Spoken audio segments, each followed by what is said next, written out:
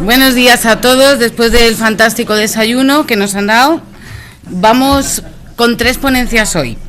Esta primera es una ponencia que es un poco exótica. Y es un poco exótica porque habitualmente en los cursos de Derecho Concursal básico, habitualmente no nos encontramos la calificación. Pero yo quería traerla fundamentalmente porque está empezando a ser una sección, la sección sexta, que para los que no estáis habituados al concurso, no la vemos ahí en el organigrama que yo os dibujaba ayer. Es una sección que, dadas las últimas reformas legales, la vamos a abrir prácticamente siempre. Y además que últimamente está teniendo mucha virtualidad. Las empresas, porque la sección sexta, aun cuando se abre también para concurso de persona física, es más importante cuando estamos ante insolvencias de persona jurídica, las empresas, llegan a la situación de concurso en un estado calamitoso prácticamente, de modo y manera que la gran mayoría de los acreedores no encuentra satisfacción ni a través del convenio ni a través de la liquidación. Y la calificación, que supone simplemente, o más o menos, que ya veremos que es más o menos, responder a la pregunta de ¿cómo hemos llegado hasta aquí? ¿Te han venido mal dadas o eres un sinvergüenza? Es decir, ¿has cometido alguna acción u omisión dolosa o gravemente culposa o algún tipo de comportamiento que haya causado o haya agravado la insolvencia? Si esto es así, declararemos culpable el concurso, si no, fortuito. Y la declaración de culpabilidad del concurso, luego lo vemos, conlleva varias consecuencias, pero una, la más atractiva para los acreedores, es la cobertura del déficit. Es decir, si en los textos definitivos de la administración concursal, que os acordáis que yo os decía es la foto fija, que tenemos que debemos, la administración concursal dice que debemos 100 y tras la liquidación fundamentalmente o tras el convenio hemos conseguido pagar 30, si me declaran culpable el concurso, a mí, administrador o liquidador de hecho de derecho o apoderado de la sociedad, me pueden condenar a cubrir con mi patrimonio el déficit, es decir, el 70% restante. Yo como acreedor ya me estoy frotando las manos. Por eso quería traeros esta sección de calificación porque me parece interesante, pero sí advertiros que es poco procesal y bastante penal. Vamos a ello. Bueno, ¿cuál es el fundamento? Fijaros que ya ha cambiado la ley a partir de aquel brocardo que decía quien quiebra defrauda. Hoy ya no es exactamente así, aunque como vamos a ver sigue siendo quien quiebra defrauda, porque vamos a tener que abrir la sección de calificación prácticamente en cualquier tipo de procedimiento concursal. Vamos a ver que solamente en el caso de que se llegue a un convenio que suponga muy poco sacrificio a los acreedores, es decir, con una quita de menos del 30% y una espera de menos de 3 años, es el único momento o la única ocasión en que no vamos a abrir la sección de calificación. Dice la ley concursal en su exposición de motivos que no castiga la insolvencia por sí, sino castiga cómo se ha llegado o cómo se ha podido agravar la insolvencia, y que hay una absoluta separación entre la esfera mercantil y la esfera penal. Y a mí, sinceramente, no me parece que eso sea lo más correcto, incluso me parece que es un sistema, luego intentaré llevaros al huerto jurídico en ese sentido, un sistema perturbador. Porque bien es cierto que tanto el Código Penal como la ley concursal nos dice en varias ocasiones, una en cada, que el juez de lo penal no está vinculado por la calificación que haga el juez de lo mercantil. Antes, en el Código Penal nos encontrábamos como requisito de procedibilidad para determinados delitos que el concurso hubiera sido calificado, era la quiebra, calificado como culpable. Esto ha desaparecido. Pero a mí me parece, insisto, luego os cuento exactamente por qué, a mí me parece que el derecho penal vaya de espaldas absolutamente al derecho mercantil supone un sistema perturbador. ¿Quiénes son las partes de esta sección de calificación?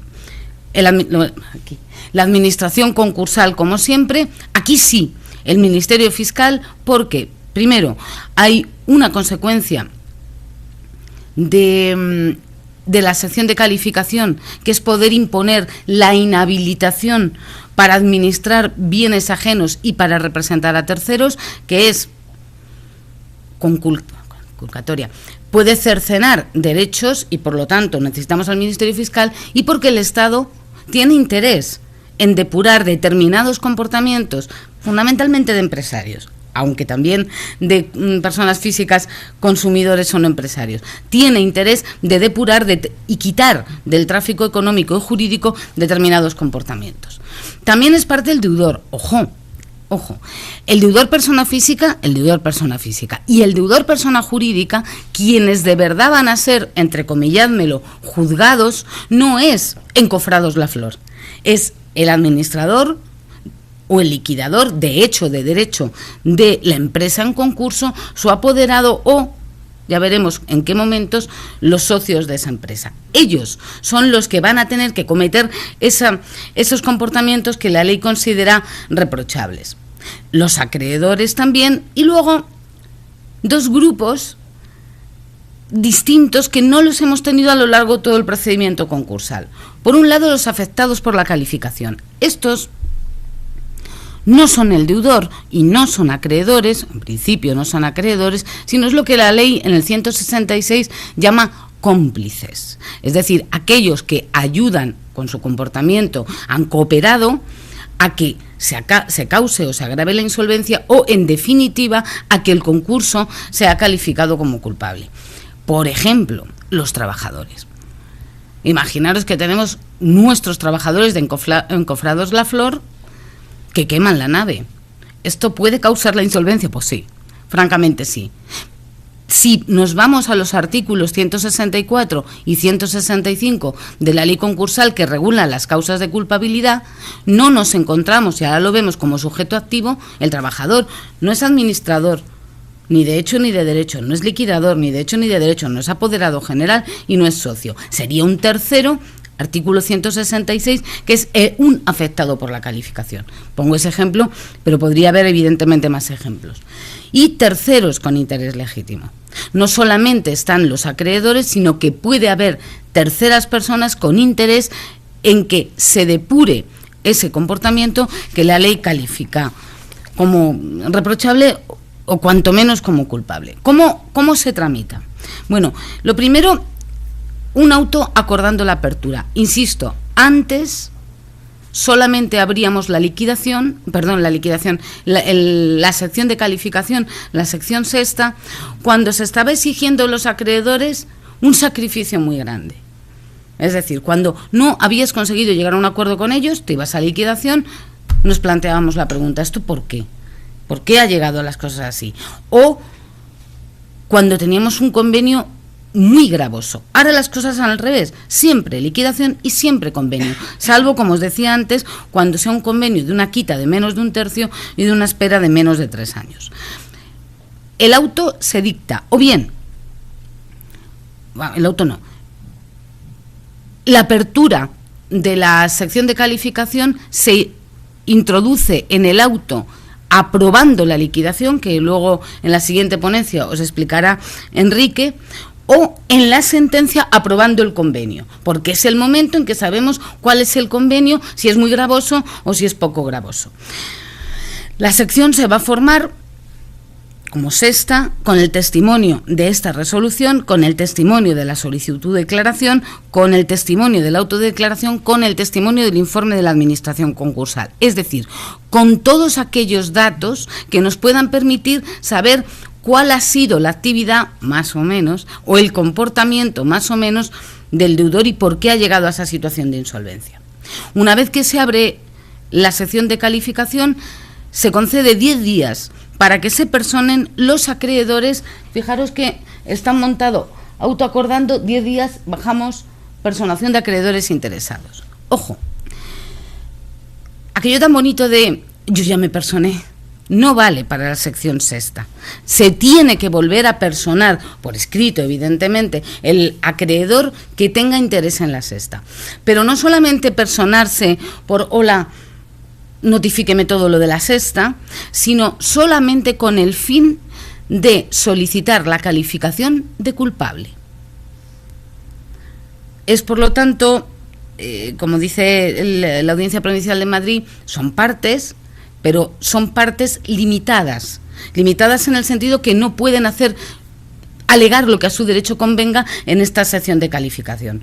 Porque, discutible o no, solamente se va a calificar el concurso como culpable cuando dicha calificación la solicita o la Administración concursal y el Ministerio Fiscal. De modo y manera que nos da lo mismo que todos los acreedores en bloque soliciten la calificación como culpable. No es que el juez no esté vinculado, es que el juez no puede. Es como en el derecho penal, que el juez no puede mantener por sí la solicitud de condena de una persona si no se la solicita el Ministerio Fiscal o se la solicita la acusación particular. Pues aquí ocurre más o menos lo mismo. Y los interesados, que son estos señores que no eran acreedores y que aparecen, entrecomilládmelo también, de la nada. El Tribunal Constitucional ha tenido oportunidad en una sentencia de 2012 de decir que efectivamente estos interesados, estos terceros, tienen interés legítimo en la calificación como culpable. Insisto, no pueden llegar a decir, a mí me interesa ver cómo acaba esto. No, sino quiero la calificación como culpable, y dice el Tribunal Constitucional que son parte. Llegó un poco tarde la sentencia, porque la reforma 38/2011 ya encabezó el artículo 168 llamándolo personación y condición de parte. ¿Vale? Una vez que se personan o no se personan, que puede que ningún acreedor quiera solicitar la declaración de culpabilidad, se concede 15 días a la Administración concursal para que informe. Es un informe razonado, un informe en el que se dice la Administración concursal, mire usted, de todo lo actuado, de todo lo que he conocido, me he ido a los artículos 164 y 165 y yo no veo que sea incardinable la conducta de nadie en ninguno de estos preceptos y solicito que sea declarado fortuito. O bien que hechos según conciencia de la Administración concursal son constitutivos de cualquiera, ahora los vemos, el elenco de presunciones del 164.2 o del 165, porque tal cuestión, imaginemos, el alzamiento de bienes se hizo por el administrador de hecho fulanito, y quiero que sea la calificación como culpable y quiero que sean estas las consecuencias. De este informe de la Administración concursal se da traslado por 10 días al Ministerio Fiscal. Y el Ministerio Fiscal puede adherirse o no a la calificación de la Administración concursal. Y aquí surge un problema. La ley nos dice, si el Ministerio Fiscal no evacuara el informe, se entiende que no se opone a lo que dice la Administración concursal. Dicho de otra manera, yo lo que diga la Administración concursal. El problema es cuando la Administración concursal no evacúa el informe. Claro, aquí procesalmente nos surge un problema. Si tenemos el auto abriendo la sección de calificación, se les notifica a los personados, les dice, quien quiera que se persone, se personan o no se personan, damos traslado por 15 días a la Administración concursal y la Administración concursal no dice nada y transcurre el plazo, a mí lo que me pide el corazón es, precluido el plazo, usted no ha pedido la calificación de culpable, esto es fortuito. Bueno, pues la Audiencia Provincial de Madrid, y a mí la verdad no me parece descabellado, dice que no estamos ante una mera carga procesal, sino que estamos ante un acto necesario. Dicho de otra manera, que le esperes, que le requieras, e incluso si la Administración concursal hiciera dejación y no lo hiciera, que se le cese y que se nombre a otra Administración concursal, porque tiene que decirnos si esto es culpable o si esto es fortuito. Y no decir, bueno, como ha precluido, porque tened en cuenta que si la Administración concursal no hace lo que debe y no hace. No es que yo ya necesito una semanita, sino que es que no lo va a hacer si el magistrado le cesa, si nombra otra administración concursal solamente para la sexta, que también le va a dar una alegría enorme al administrador concursal nuevo. Puede transcurrir tiempo, pero realmente no se causa al deudor ni a los acreedores ningún tipo de perjuicio, porque a la vez tener en cuenta que esto va en paralelo, o estamos en convenio, cumpliendo o no el convenio, o estamos liquidando. Sí, voy un momento para atrás. Sí, la administración concursal y el Ministerio Fiscal pidieran o calificaran el concurso como fortuito, el juez dicta un auto declarándolo fortuito, que no tiene recurso. Ya se hayan personado todos los 1.200 acreedores pidiendo con una sola voz culpable. Es un auto de declaración de fortuito sin recurso. Pero pueden haber pedido la culpabilidad, o la calificación como culpable del concurso. Entonces vamos a dar audiencia por 10 días al deudor, tener en cuenta que en principio, cuando habla de deudor, persona física, no tenemos problema. Persona jurídica, es el concursado, persona jurídica, el que se le va a emplazar. A dar audiencia. Y emplazamiento a los otros, es decir, a todos aquellos afectados, si así lo llama la ley, por la calificación. ¿Quién es? El administrador social, el apoderado, el liquidador, el socio, más terceros que la administración concursal o el Ministerio Fiscal dicen que son cómplices. Aquellos trabajadores que habían quemado la nave, también a ellos les vamos a emplazar. Y tienen 5 días para personarse o no. Una vez se personan, damos traslado de todo y harán alegaciones, oponiéndose a la calificación o sin oponerse a la calificación. Si nadie se opusiera a la calificación, porque es verdad, hemos quemado la nave, ¿qué le voy a decir? Entonces tendríamos directamente una sentencia declarando la culpabilidad, que luego vemos qué contenidos tiene la sentencia de culpabilidad y luego cómo la ejecutamos, que ese es otro mundo. Pero pueden, y de hecho lo habitual es que se opongan. Entonces, esa oposición la tramitamos como un incidente, que ya sabemos todos cómo se tramita un incidente perfectamente, procesalmente es muy sencillo, pero siempre tiene que haber un pero. Todo el mundo consideraba que, ¿cuál es la demanda de ese incidente? La petición de la administración. Fernando ya se ríe. La petición de la administración concursal y del Ministerio Fiscal, que dice, mire, porque ha alzado los bienes, estos que son cómplices porque han quemado la nave, por lo que sea, y quiero para estos una inhabilitación, un tal cual, para tal. Todos considerábamos que eso era la demanda. Es más, hay una circular de la Fiscalía General del Estado, la 1/2013, que dice que el informe del Ministerio Fiscal y contestando o adhiriéndose al informe de la Administración concursal tiene que tener la forma de demanda. El sello de visto, no. Me adhiero, no. Sino tener una forma de demanda, ya lo decía la Fiscalía General del Estado. Bueno, y esa es la demanda, y esta oposición de estos señores sería la contestación a la demanda, y con esto formamos el famoso incidente.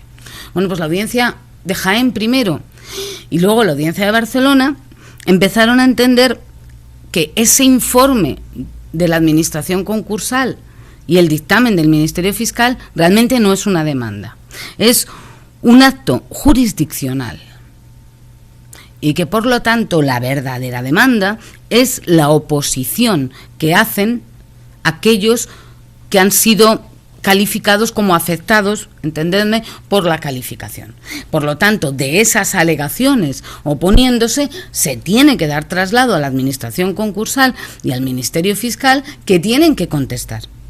Yo, en mi insondable ignorancia, no lo veo. Y no lo veo porque, si esto fuera así, estamos invirtiendo la carga de la prueba. Es decir, yo tengo que probar que no he quemado la nave como demanda. No sé si me seguís. Yo creo que no. Insisto, humildemente, creo que la demanda sigue siendo la petición de la Administración concursal y del Ministerio Fiscal, de la que se tendrán que defender con las alegaciones que consideren y con la prueba que estimen necesaria los afectados por la calificación. Sea como fuere, se dictará sentencia, que esta sí es susceptible de recurso de apelación. Y vamos a ¿cuándo declaramos un concurso culpable? Realmente, aunque son 2 artículos, hay 3 causas de culpabilidad. Una primera que funciona más como cláusula general e incluso como cláusula de cierre. A mí me decía una administradora concursal, cuando te enfrentas a una sección de calificación, lo que haces es ver si hay algo que puedas meter en el 165, si hay algo que puedas meter en el 164.2 y si no hay nada, entonces mira si algo huele a 164.1. Es decir, como cláusula general o cláusula de cierre. El 164.1, que es la genérica, dice que el concurso será calificado como culpable cuando, por acción u omisión dolosa o gravemente culposa de el deudor persona física o su representante, y en caso de persona jurídica, sus administradores o sociales o liquidadores de hecho o de derecho o sus apoderados hayan causado o agravado la insolvencia. Con lo cual, el 164.1 nos pide, ahora lo vamos a ver un poquito más despacio, varias cosas. Una acción, una omisión de una gente determinada, no de los trabajadores que queman la nave, porque esos no son administradores, ni apoderados, ni, ahora vamos a ver en un caso concreto, socios, que sea una acción de estos y no de otros, que además sea dolosa o gravemente culposa y que además haya causado o agravado la insolvencia. Y a mí, francamente, el 164.1 me parece la única causa de culpabilidad que debería subsistir, que es lo suficientemente amplia y lo suficientemente, entrecomilladme otra vez, justa para el deudor. Porque el artículo 164.2 nos encontramos con una serie de comportamientos, casi todos activos, pero algunos de ellos omisivos, que carecen de prueba en contrario. Si lo haces, ahora vemos cuáles, me da igual. Si son dolosos o gravemente culposos, yo ya entiendo que ha sido malo, para empezar. Pero para mí, lo más perturbador es que están descolgados de la causación o la agravación de la insolvencia. Como lo he hecho, es culpable. Abstracción hecha de que, 1, haya habido ánimo de perjudicar a los acreedores, más 2, que haya tenido alguna incidencia en la situación de insolvencia. No sé si me seguís. Y el tercero son 3, ahora ya 4 comportamientos, 3 de ellos omisivos del artículo 165, que esto sí tiene prueba en contrario. Es decir, yo presumo que es doloso o gravemente culposo, ahora vamos a ver qué 3 comportamientos, pero vuelven a estar, y ahora lo vemos, descolgados de que se cause o se agrave la insolvencia. Vamos al 164.1. Los sujetos, que son los que son y no son otros, y hemos dicho, el deudor, persona física, él. Los administradores sociales de hecho o de derecho, liquidadores, que es sencillo, de hecho o de derecho, apoderados generales y los socios. Cuando los socios, solamente cuando se hubieran negado sin causa a capitalizar créditos o emitir o a hacer una emisión de valores, y al haberse negado han frustrado o bien un acuerdo extrajudicial de pagos o bien una refinanciación.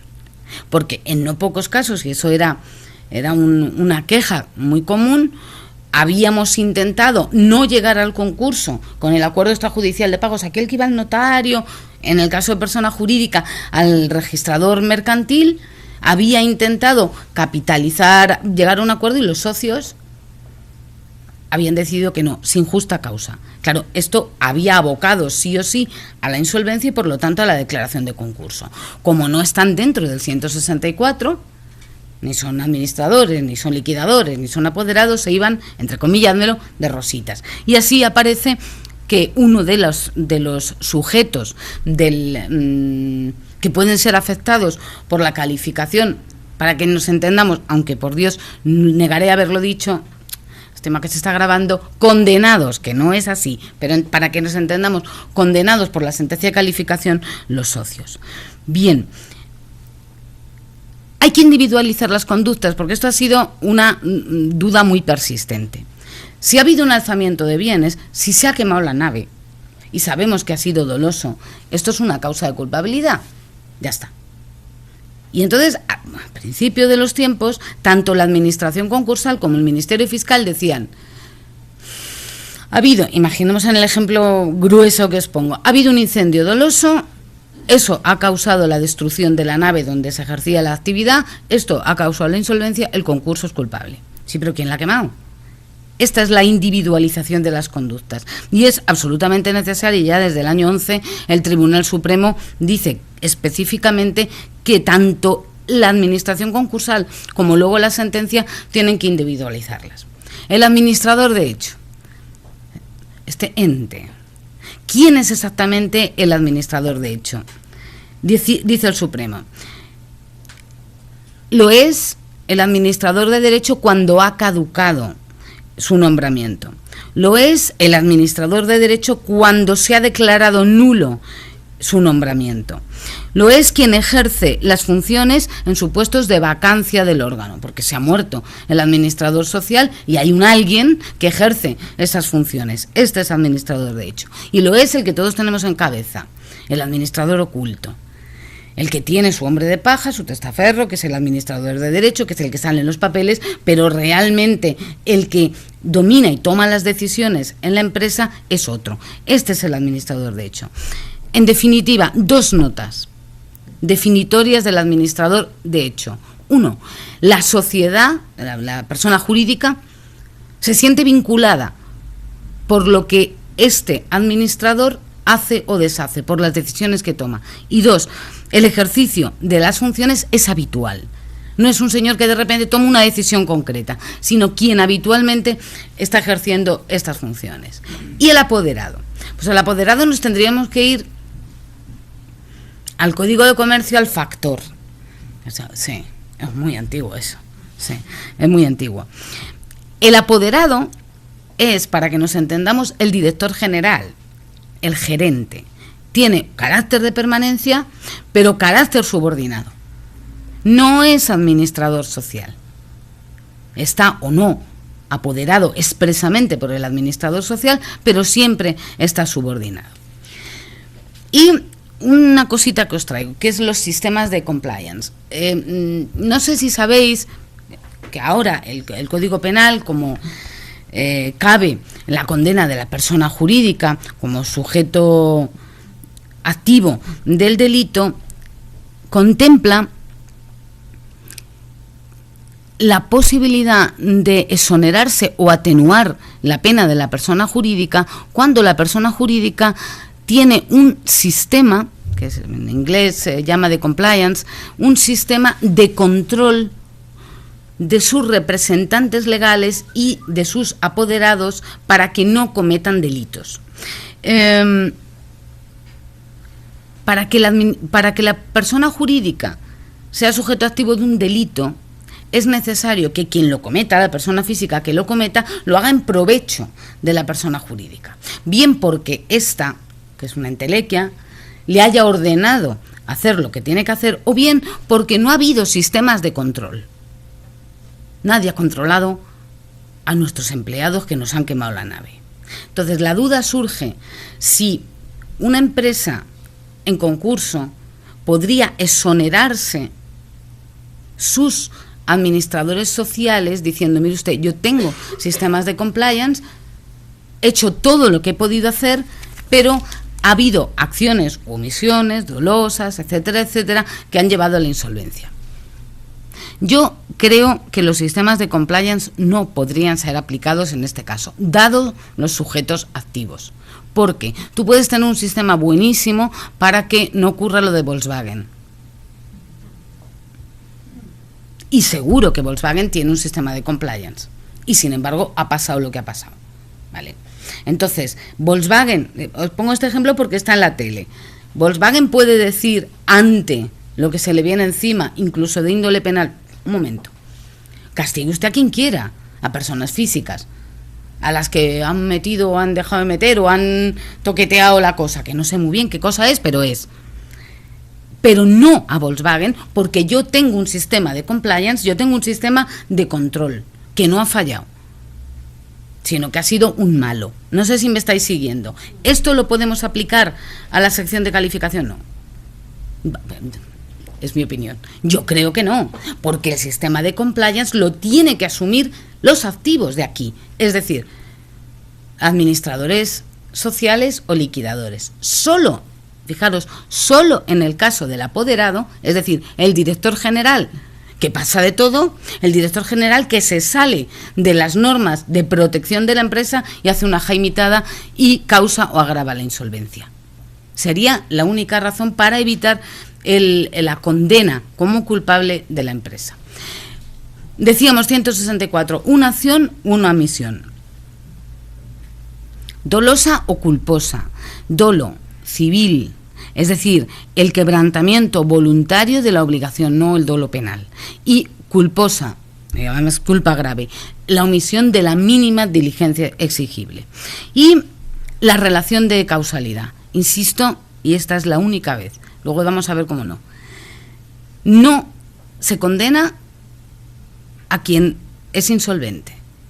Se condena a quien causa o agrava su insolvencia dolosa o culposamente. Y este es el único precepto que lo encontramos. Porque ahora nos vamos al grupo de las presunciones iuris et de iure. La primera, las contables.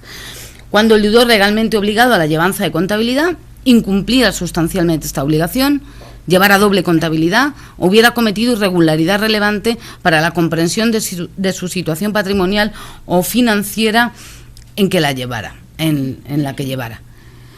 ¿Por qué? Porque las cuentas de una sociedad, fijaros que la ley concursal, lo decía ayer Resu, dice nominativamente que vale para la persona física, pero realmente está pensada para la persona jurídica. La contabilidad de una empresa, y esta tarde José María nos hablará de la contabilidad de una empresa es el reflejo que da hacia afuera. Yo contrato con esa empresa porque tiene unas cuentas saneadas. Si no llevas contabilidad, no sé cómo te va. Si llevas doble contabilidad o si tienes irregularidades relevantes, provocas en los terceros, entendedlo, en los acreedores, un error. Es, entrecomilladlo mucho, una especie de estafa. Es decir, yo contraté contigo en la creencia de que tú eras solvente, por ejemplo.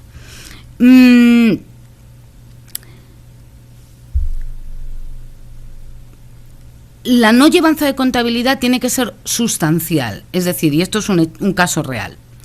Llevaba contabilidad, una tienda pequeñita, llevaba contabilidad consistente en un cuaderno de gusanito.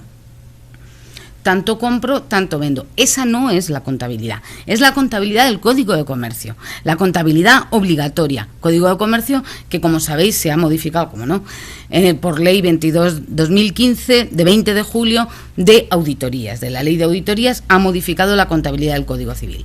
2, llevanza de doble contabilidad, aquí sí llevamos contabilidad. Entonces, como dice la Audiencia Provincial de Alicante, se hace difícil entender que no hay un ánimo defraudatorio para quien lleva doble contabilidad. Por algo llevas doble contabilidad.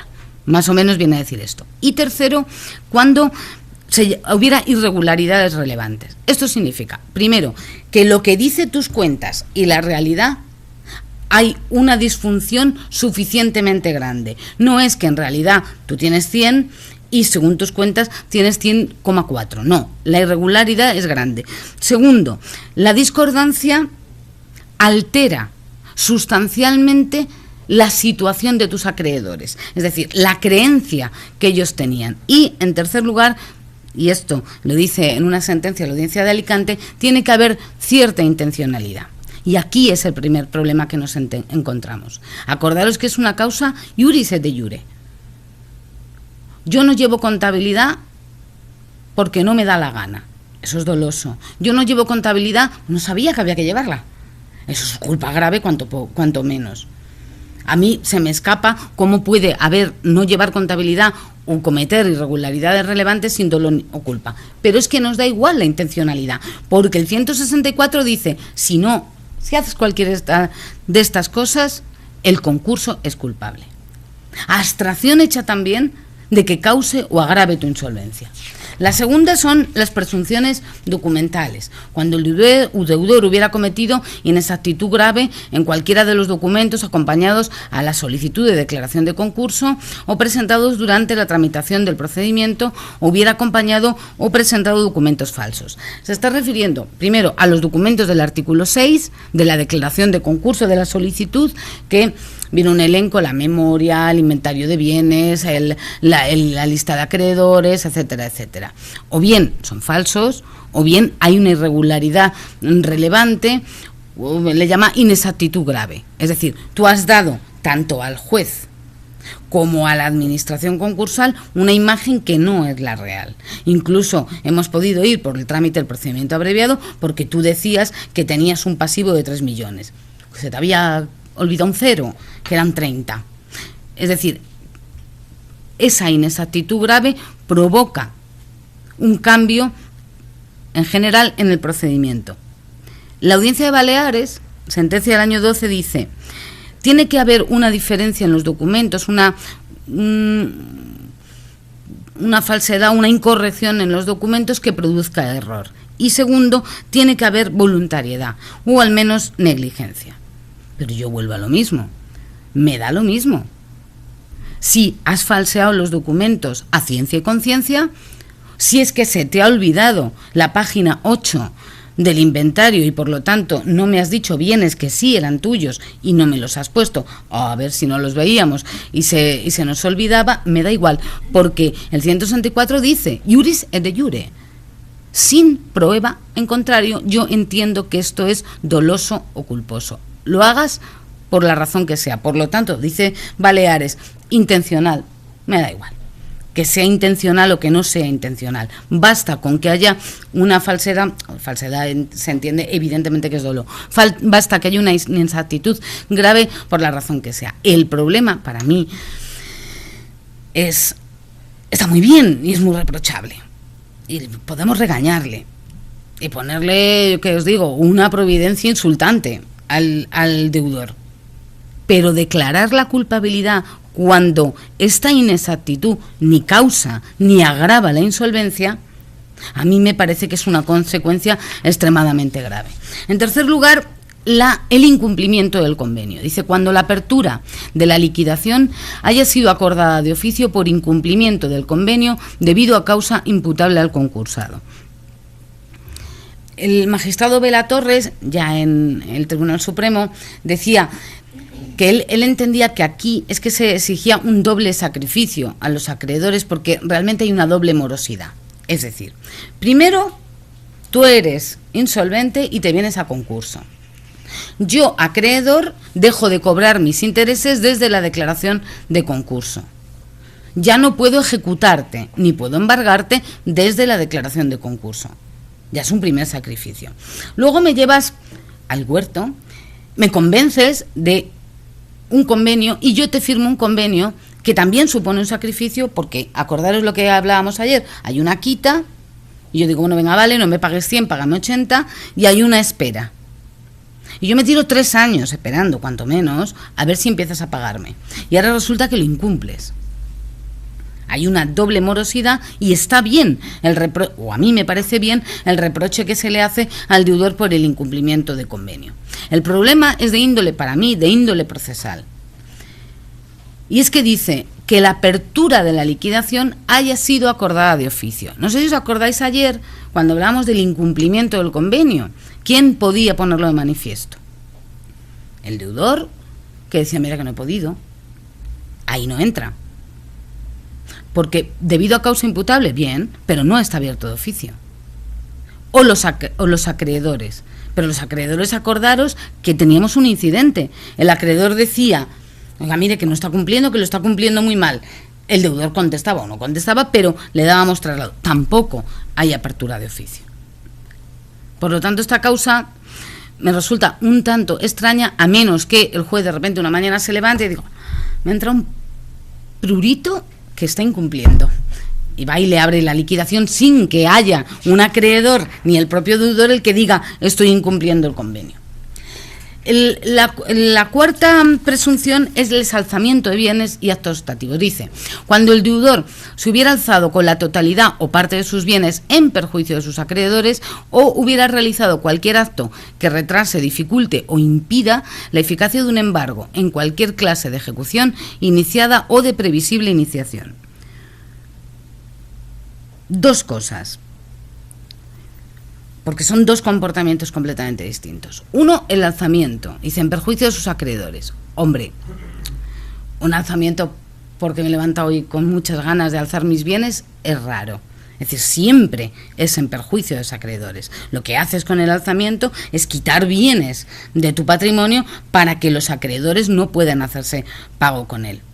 Pero ojo, esto hay que distinguirlo bien de antes del concurso, vender o hipotecar bienes con el fin de refinanciarse. Ahí podría haber un alzamiento, de hecho sale un bien del patrimonio, pero no con un fin de perjudicar al acreedor, sino con el fin de inyectar líquido o de capitalizar la empresa. Eso lo tendríamos que tener, ese primer punto. Y la segunda,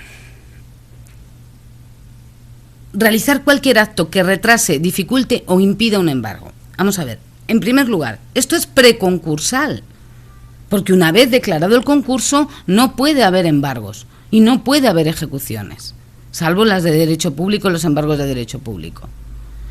Por lo tanto, si pensamos, primero está castigando una actitud anterior a la declaración de concurso que no necesariamente perjudica a los acreedores. Porque si yo soy deudor y un juzgado de primera instancia me embarga mis bienes, pretende embargarme mis bienes y yo los escondo, los escamoteo, realmente le estoy haciendo un favor a los acreedores. Porque no me toco la masa activa a los efectos del concurso. Pero volvemos a lo mismo. El alzamiento de bienes puedo entender que causa o cuanto menos agrava la insolvencia. Lo que no entiendo muy bien es el acto que retrasa, dificulta o impide la eficacia de un embargo anterior al concurso, cómo me puede llevar a la causación o a la agravación de la insolvencia. Muy parecido a este, pero no exactamente igual, la de que cuando durante los 2 años anteriores a la fecha de la declaración de concurso hubieran salido fraudulentamente del patrimonio del deudor bienes o derechos. A ver, fijaros que esto huele, sobre todo a los que estamos en mercantil, huele a acción de reintegración, es decir, los 2 años anteriores, que es, para los que somos muy antiguos, el periodo de retroacción de la quiebra, que nos sonaba aquello. Es decir, hay un periodo peligroso entre la solicitud del concurso y el tiempo inmediatamente anterior en que normalmente el deudor intenta lavar la ropa, porque ya sabes que estás en una situación cuanto menos comprometida. Entonces, esa salida a la que se refiere no necesita que la administración concursal en el concurso la haya puesto de manifiesto y haya dicho, oiga, mire usted, a través de las acciones de reintegración, este señor ha vendido, dice, a su hijo por 2 euros la finca. Esto es, evidentemente, o tiene mucha pinta de una salida fraudulenta de bienes. Lo que hace la administración concursal con la acción de reintegración es reintegrarla, volverla a traer a la masa. Para que se dé esta causa, no es necesario que la administración concursal haya ejercitado la acción de reintegración. Dice la audiencia de Pamplona, en una sentencia del año 10, que, y sobre todo para distinguirla del alzamiento de bienes, que no es necesario en esta causa de culpabilidad el deseo de dañar a los acreedores, como en el alzamiento, sino que con la conciencia de que con su acto no va a quedar bienes bastantes en su patrimonio para hacer frente a sus acreedores. La misma cara puse yo, Fernando. Pero el Tribunal Supremo, sentencia muy cercana del año 14, dice, en esta causa. No hace falta animus nocendi, no hace falta querer dañar a los acreedores, sino, no sé pronunciarlo, scientia fraudis. Es decir, no tengo la intención, al vender al niño la finca por 2 euros, no tengo intención de dañar a mis acreedores. Tengo la conciencia de que va a quedar menos para pagarles. A mí, entre nosotros, eso me parece que es intención de dañar a los acreedores, cuanto menos entender el parangón por dolo eventual, cuanto menos. Es decir, no es que yo quiera dejaros sin cobrar, pero me huele que no vais a cobrar con lo que acabo de hacer. Esto es lo que modestamente entiendo que está queriendo decir el Supremo. La sexta causa son los actos jurídicos simulados. Dice que cuando antes de la fecha de declaración de concurso el deudor hubiese realizado cualquier acto jurídico dirigido a simular una situación patrimonial ficticia. La sentencia del Supremo del año 12 nos dice: estos actos no pueden ser de facto, no son hechos, no ha gemado la nave, no. Son actos jurídicos, es decir, contratos, evidentemente cualquier negocio simulado que haga que tus acreedores, y nos huele mucho, a mí al menos, a estafa, tú haces un acto tal que parece que tienes una situación que no es realmente la que tú tienes. O bien porque tú simulas, imaginemos, un contrato con un tercero que te va a dar unas ganancias que hace que otro de tus acreedores considere atractivo contratar contigo, con lo cual tú elevas tu ranking y simulas la situación, o bien al contrario, cuando tú haces como que tienes todos tus bienes hipotecados de modo y manera que no pueden cobrar, por ejemplo. Claro, aquí nos da lo mismo, por mucho que diga la ley ficticio, simulación, etcétera, nos da lo mismo que cuál ha sido la intencionalidad, porque yo vuelvo a lo mismo: olvidaros de doloso o gravemente culposo. Esto, si se da, es indefectiblemente causa de culpabilidad, y esta sí, a mí me parece que sí puede causar, o cuanto menos puede agravar la situación de insolvencia. Y nos vamos ya al otro precepto, al 165, las causas iuris tantum. Estas sí tienen prueba en contrario. Son fundamentalmente 3 y luego la cuarta, la de los socios. Primero, dice: el concurso se presume culpable, salvo prueba en contrario, cuando el deudor, o en su caso sus representantes legales, administradores o liquidadores, primero, hubieran incumplido el deber de solicitar la declaración de concurso. El artículo 5 de la ley concursal dice que toda persona física o jurídica es decir, todos los presentes, está obligada a solicitar su declaración de concurso cuando supiera o debiera saber que está en situación de insolvencia. Vale. Pero la situación de insolvencia, esto para las compañeras de social, que hay alguna por aquí, no es la insolvencia de los juzgados de lo social, ni es la insolvencia de la RAE.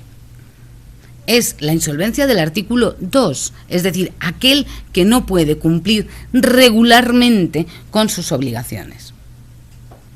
Por lo tanto, yo siempre pongo el mismo ejemplo. El señor que va con un carrito de la compra lleno de cartones, ¿ese señor sería insolvente para la ley concursal? Pues a lo mejor no, porque los pagos que tiene que hacer los cumple regularmente. La empresa, la persona física que tiene 17 inmuebles, sí puede estar en situación de insolvencia porque, como decía doña Carmen Lomana, tiene mucho patrimonio pero no tiene cash. Y al no tener líquido, carece de la posibilidad de cumplir regularmente con sus obligaciones. Por lo tanto, ojo con qué es la insolvencia a los efectos de la ley concursal, que no es la falta de patrimonio, que no es el desbalance, sino no cumplir cuando tú debes tus obligaciones. Y tienes un periodo concreto, 2 meses. desde que tú sabes o debías haber sabido que no vas a cumplir tus obligaciones. Y aquí se abre, que ayer 2 o 3 veces salió el tema del artículo 5 bis y algunos compañeros de primera instancia pusieron los ojos en blanco, yo también los hubiera puesto, porque otra cosa distinta. ¿Qué es el 5 bis? Muy facilito, y para los mercantilistas, pues eso, que me perdonen, porque es muy sencillo. Si yo tengo, física o jurídica, me da igual, yo tengo 2 meses desde que veo que no pago, que no voy a poder pagar, o a lo mejor sí voy a poder pagar, pero en abril desde luego ni de coña pago, es decir, esto sería una insolvencia inminente en vez de actual. Y tengo 2 meses para solicitar mi declaración de concurso, y si no solicito mi declaración de concurso me puede caer una culpabilidad. Hay un paraguas, que es el del artículo 5 bis, que nos da, perdonadme la expresión, cancha. Entonces nos dice, en este plazo de 2 meses, nosotros ya el 1 de enero sabíamos que en febrero la hipoteca no la pagas, esto ya lo sabes. Entonces, tienes 2 meses, del 1 de enero al 1 de marzo, febrero, marzo, para solicitar tu declaración de concurso. Si en estos 2 meses presentas una solicitud del 5 bis ante, iba a decir juzgado mercantil, ya no, juzgado mercantil o juzgado de primera instancia, y le dices que, 1, estoy intentando llegar a un convenio con mis acreedores. ¿Os acordáis que ayer os decía, el convenio no es presento una propuesta de convenio y me pongo a hacer un jersey de punto? No, tienes que tratar con todos y cada uno de tus acreedores, que como Resu decía muy bien, es que para eso tienes el 5 bis, tienes todo el procedimiento concursal para ir solucionando. ¿Os acordáis que yo os preguntaba, ¿y si nos piden la suspensión? Que todos éramos magnánimos y todas le damos la suspensión de la Junta de Acreedores, pero realmente tiene tiempo. Bien, en este periodo del 5 bis,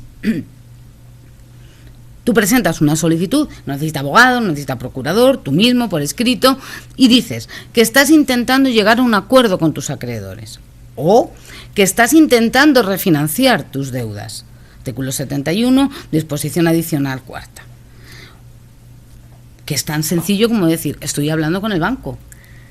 Y puede ser, y le estoy diciendo al banco, mira, alárgame la hipoteca, por ejemplo, o te voy a pagar un tanto, bájame los intereses, en fin, un acuerdo de refinanciación.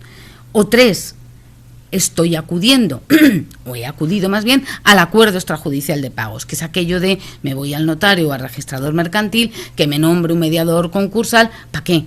Para evitar esto. Entonces, el 5 bis lo que hace es abrir un paraguas, porque al pedirlo en esos 2 meses que tú deberías estar solicitando el concurso, se te regalan 3 meses. ¿Para qué? Para que refinancies, para que llegues al acuerdo extrajudicial de pagos o para que llegues a un convenio. Como muy bien decía Resul ayer, para seguir haciendo el jersey de punto. Ya está, porque normalmente no se aprovecha para nada y solamente se alarga en el tiempo. Y tienes que solicitar tu declaración de concurso a lo largo del 4º mes. O bien no solicitarla y decir, ya no estoy en insolvencia. A, porque he llegado a un acuerdo extrajudicial de pagos. B, porque he refinanciado. C, porque me ha tocado la primi. ¿Vale? Son las razones de no ingresar. Y ojo, si en el plazo de 2 meses o en el periodo de gracia, entre comillas, del 5 bis, tú no presentas la declaración de concurso, puedes incurrir en una causa del artículo 165. Esta sí, 2 cosas. 1, tiene prueba en contrario, porque tú puedes decir, me puse gravemente enfermo. Fijaros que es salvo prueba en contrario. Si fuera de las anteriores, daría igual, sería iuris et de iure. Esta se presume que es culpable, o doloso o gravemente culpable de la actitud. Y la segunda, yo, a mi modo de ver, ciertamente el no solicitar la declaración de concurso en tiempo, yo creo que no causa la insolvencia, pero sí la puede llegar a agravar. Porque se siguen generando deudas que siguen, las anteriores y las nuevas, siguen corriendo intereses que si hubieran solicitado el concurso y si te hubiera declarado el concurso, se hubieran paralizado. Y además no habrían ido cayendo embargos y anotaciones de embargo. La segunda de estas presunciones del 165 son lo que yo les llamo los...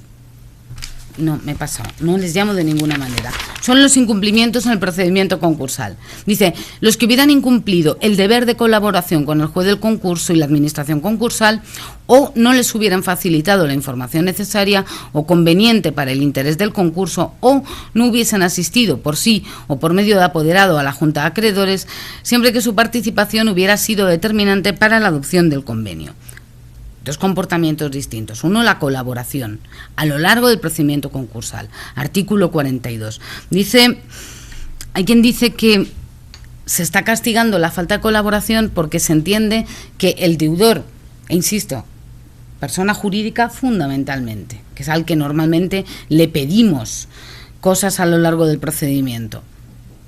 Hay un desinterés por parte del deudor y una falta, que queda muy grande, pero una falta de respeto no solamente al órgano judicial, sino a los acreedores. Hay una cosa que mi magistrada, ahora que estamos reuniéndonos con los magistrados de primera instancia para hablarles del concurso, con la que se les viene encima y tal, ella siempre dice, cuando os pidan la solicitud del concurso, mirar bien que esté todo lo del 6, lo del artículo 6, pedirlo para que subsane. Dice que luego nadie te hace caso.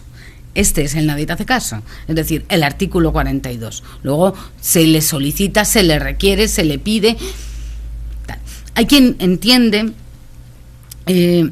que, por ejemplo, la Audiencia Provincial de Alicante, sentencia del año 13, que el mero retraso injustificado podría ser esta causa. Es decir, si yo le estoy diciendo a usted que me traiga los certificados de dominio, que sea, las escrituras del préstamo hipotecario y le doy 5 días, que al mes y medio usted aparezca, también sería una causa podría llegar a ser una causa de culpabilidad. Y la siguiente es la no asistencia a la Junta. ¿Os acordáis ayer que yo os decía? La administración concursal se queda sin cobrar. Y el concursado puede que se vea incurso en una causa de culpabilidad. A ver, yo he celebrado muchas juntas. Pues soy muy antigua, sí. Y he celebrado muchas juntas. Francamente, el deudor está allí porque yo le veo. Incluso a veces le he tocado. Está. Pero no hace nada, entendedme. Cuando se concede la palabra, ¿os acordáis que ayer os decía cómo se hacía, no? Se concede la palabra. ¿Hay alguna duda? No hay dudas. Si a estas alturas del cuento tiene una duda, macho, vamos muy mal. Claro, porque tú has tenido que negociar anteriormente. Por lo tanto, yo entiendo que esta causa es muy difícil de ver, porque fijaros, no es que no haya venido, es que no haya venido siempre que su participación hubiera sido determinante para la adopción del convenio. Hombre, a menos que se levante y me apague el ordenador, en cuyo caso, pero vamos, eso me va a cabrear más que otra cosa, más que la causa de culpabilidad. No la veo, francamente no la veo. Y fundamentalmente creo que otra vez se pierde el norte de la causa de culpabilidad. Aquí, ¿qué estamos contestando? ¿Cómo hemos llegado hasta aquí? Que yo no colabore con la administración concursal o con el juez puede ser muy reprochable, puede ser muy feo y es más, no voy a ir al cielo, seguro. Pero usted me va a condenar a la cobertura del déficit, a la inhabilitación para administrar bienes ajenos, a una indemnización, como vamos a ver, solamente porque no colaboro. Con eso, ¿cómo crea, cómo causa o agrava la insolvencia? Yo no lo veo.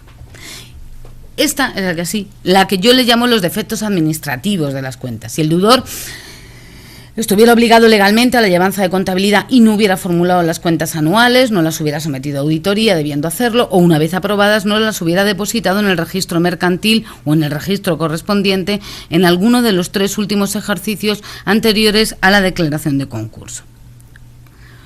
No tiene nada que ver con la anterior. La anterior no llevaba las cuentas, llevaba doble contabilidad, o la contabilidad que llevaba tenía unas irregularidades relevantes. Estos son defectos, entrecomilládmelo también, administrativos. Como dice la Audiencia Provincial de Pontevedra, una sentencia del año 13, no se entiende la razón de ser de esta causa de culpabilidad, porque ya está castigada. No depositar cuentas. Exacto. No depositar cuentas, no someterlas a auditoría, no haberlas formulado conlleva multa y el cierre de la hoja registral. ¿Qué más quieres de mí? Es decir, desde mi modesto punto de vista, estamos conculcando un quasi non bis in idem, aun cuando sea administrativo y de derecho mercantil o de la jurisdicción mercantil, porque yo no deposito las cuentas, ¿por qué no? Por la razón que sea, no las he depositado, ya me han cerrado la hoja mercantil, ya me han metido una multa, ahora también me va usted a declarar culpable del concurso, pero a más. Lo que yo puedo probar, iuris tantum, es que no hay dolo ni culpa. Yo fui con mis cuentas al registro mercantil, se me cayeron en un charco, se me las comió el perro, que esto siempre es muy socorrido, ¿vale? Puedo probar que ha habido un caso fortuito, una fuerza mayor, pero lo que sí que me da igual es si ha causado o agravado la insolvencia. Y yo, francamente, igual que sí veía que la no llevanza de contabilidad, la doble contabilidad, la irregularidad relevante, sí puede causar o cuanto menos agravar la insolvencia porque das una imagen falsa, el no depositar las cuentas a mí me parece que no tiene ni por qué causar o agravar la insolvencia. Y la última, del 165, es la frustración, que ya os la he contado, de la refinanciación o del acuerdo extrajudicial de pagos, cuando los socios o administradores se hubieran negado sin causa razonable a la capitalización de créditos o una emisión de valores o instrumentos convertibles, y ello hubiera frustrado la consecución de un acuerdo de refinanciación del artículo 71 bis, disposición adicional cuarta, o de un acuerdo extrajudicial de pagos. Y ahí no voy a entrar más. Ha pasado cualquiera de la batahola de cosas que pueden haber pasado, de todos los comportamientos que yo os he contado.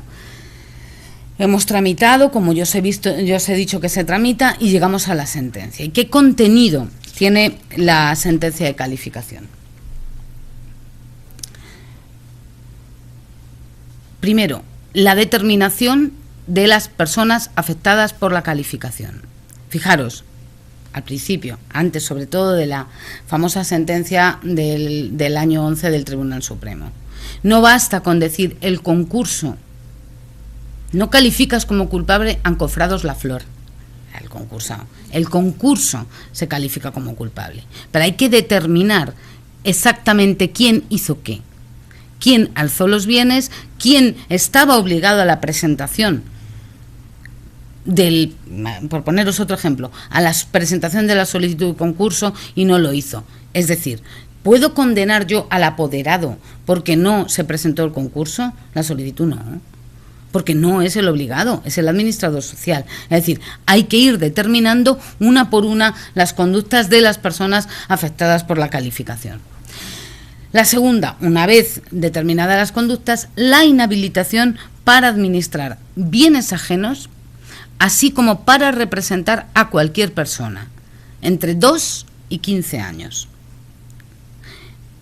Y uno dice, bueno, realmente le está castigando a no poder crear otra empresa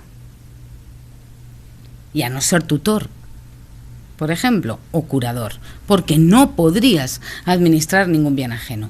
Es decir, si os vais dando, o al menos yo, debe ser que soy muy angustiosa, pero yo me voy dando cuenta de las consecuencias que puede conllevar algunos de los comportamientos que para mí son reprochables, pero no tienen la gravedad de las consecuencias que la ley le apareja. En tercer lugar, la pérdida de cualquier derecho que tuvieran como acreedores concursales o de la masa. Pensar que el administrador social, el apoderado, posiblemente, sobre todo el apoderado, cobre de la sociedad y por lo tanto sea un acreedor social. Posiblemente el socio, sin perjuicio que lo califiquemos o no como subordinado por estar especialmente relacionado con el deudor, sea un acreedor. Bueno, pues pierdes cualquier derecho. Yo he podido dejar dinero a la empresa, pierdo ese derecho. No es que me califiquen como subordinado, es que me sacas. Es que ya no tengo derecho a nada. Y yo os pido, por favor, que volváis a pensar en las causas de culpabilidad. En no depositar las cuentas. Esta puede ser una de las consecuencias de no depositar las cuentas. En cuarto lugar, la condena a devolver los bienes o derechos que hubieran obtenido indebidamente del patrimonio del deudor o hubiesen recibido de la masa activa. Esto está bien y además en el anteproyecto no aparecía, porque vamos al comportamiento malo de verdad. Ha salido fraudulentamente bienes de la masa, o me he alzado con mis bienes. ¿Dónde están? En mi cuenta de Suiza. El punto cuarto, es la condena a devolver, porque si no saldría muy fácil. Es decir, yo causo o agravo la insolvencia malbaratando los bienes que realmente reviertan a mi propio patrimonio, porque se los he transferido a mi hijo, a mi esposa, o a un tercero que no es más que un testaferro. Causo, agravo la insolvencia. Es verdad que me van a condenar a no administrar bienes ajenos, pero me da igual, yo me sigo quedando con ese bien. Esta condena supone traer otra vez a la masa el bien indebidamente, el que ha salido indebidamente del patrimonio de la concursada. En quinto lugar, indemnizar los daños y perjuicios causados a los acreedores o en general al concurso. Y en tercer lugar, y esta es la más importante, a la cobertura total o parcial del déficit. Y aquí se plantea dos problemas. En primer lugar, brutal. Es decir, estamos hablando del patrimonio personal del administrador social o del liquidador o del apoderado, que es el director general o gerente. No es otra cosa. O del socio. En el caso del socio queda bastante claro, porque se ha tenido que negar a recapitalizar o a la emisión de acciones que han frustrado el acuerdo extrajudicial de pagos, que han frustrado la refinanciación. Tú, de verdad, por tu culpa, y entonces te condeno con tu patrimonio personal a pagar el déficit. Pero yo vuelvo a invitaros a mirar para atrás las causas de culpabilidad del 164.2 y del 165. Que no solicitar a tiempo el concurso o que no depositar las cuentas en el registro mercantil me conlleve la condena a pagar lo que no se puede pagar, me parece francamente una consecuencia extremadamente dura. Pero luego hay un problema de índole procesal. Y es, ¿esto cuándo exactamente? Porque claro, fijaros que mientras ocurre esto, ¿os acordáis cuándo abríamos la sexta? En la sentencia que aprobaba el convenio o en el auto que aprobaba el plan de liquidación. Vale. La liquidación, como nos contará dentro de un rato Enrique, va yendo por ahí. Y mientras la calificación, evidente o no, y mientras la calificación, y la calificación más corta, ¿me seguís? Es decir, en este auto de aprobación del plan de liquidación que la administración concursal dice, voy a venta directa, y si en 6 meses no puedo, se lo voy a dar a eBay, y si en 6 meses no puedo, subastamos. Ya estamos en año y medio, macho, con la tontería. Sin embargo, la sección sexta de este auto aprobatorio de la liquidación le hemos dado 10 días para que se personen los interesados, le hemos dado 15 días a la administración concursal, le hemos dado 10 días al Ministerio Fiscal, hemos celebrado, total, mira, ponte 3 meses, ponte 4 que viene la Navidad. Vale, me explico, y mientras todavía estamos liquidando, ergo, ¿cuál es la cobertura? ¿Qué se ha pagado? Es el déficit, no es lo que se debe. Es decir, vuelvo atrás. En los textos definitivos la administración concursal dijo total del pasivo, 100.